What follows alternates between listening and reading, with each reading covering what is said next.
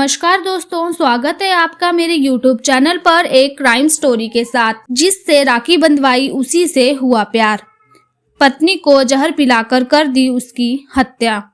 उत्तर प्रदेश के प्रतापगढ़ जिले में एक बेहद दुखद और चौंकाने वाली घटना सामने आई, जिसने पति और पत्नी के रिश्ते को कलंकित कर दिया।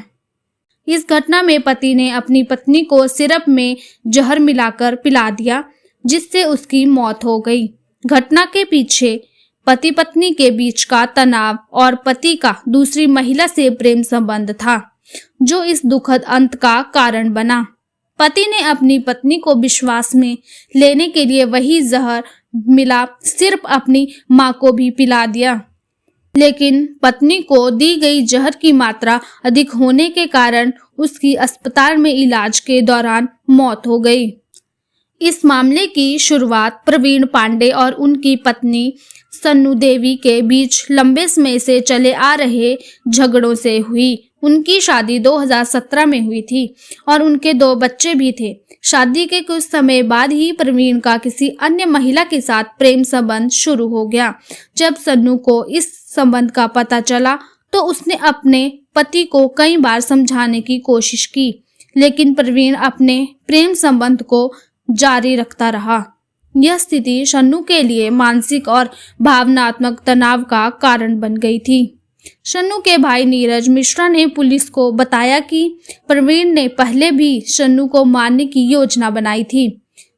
उसने एक बार बाथरूम के पास एक तार छोड़ दिया जिसमें करंट था, जिससे सन्नू की जान को खतरा हो सकता था।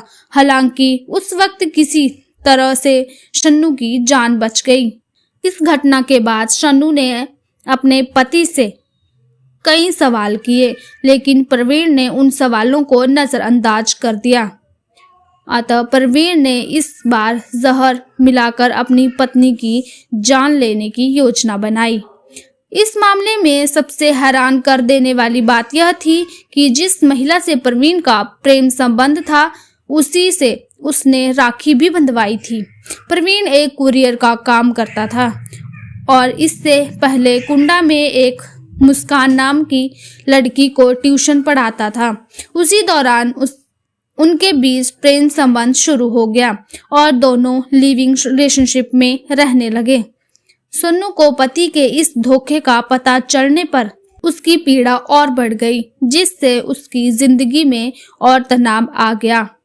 घटना के बाद पुलिस ने जब प्रवीण के घर की तलाशी ली तो वहां से कीटनाशक दवाई की एक शीशी बरामद हुई, जिससे प्रवीण ने सिरप में मिलाकर सन्नू को पिलाया था। एसएचओ नंदलाल ने बताया कि इस मामले में पुलिस ने हत्या की धाराओं के तहत प्रवीण के खिलाफ मामला दर्ज कर लिया है। पुलिस अब इस बात की जांच कर रही है कि क्या प्रवीण ने इस हत्या की योजना पहले से बना रखी थी और क्या इसमें किसी और का भी हाथ था। इस घटना ने एक बार फिर से यह साबित किया कि जब किसी रिश्ते में विश्वास और प्रेम की कमी हो जाती है तो यह रिश्ता बर्बादी की ओर चला जाता है। प्रवीण और सन्नू का रिश्ता भी इसी बर्बादी का शिकार हो गया। पति के प्रेम प्रसंग और झगड़ों ने एक परिवार को तोड़ दिया और एक मां को उसके बच्चों से छीन लिया।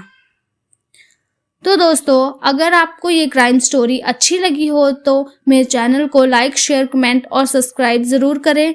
मिलती हूँ ऐसे ही अगली क्राइम स्टोरी के साथ। तब तक के लिए नमस्कार।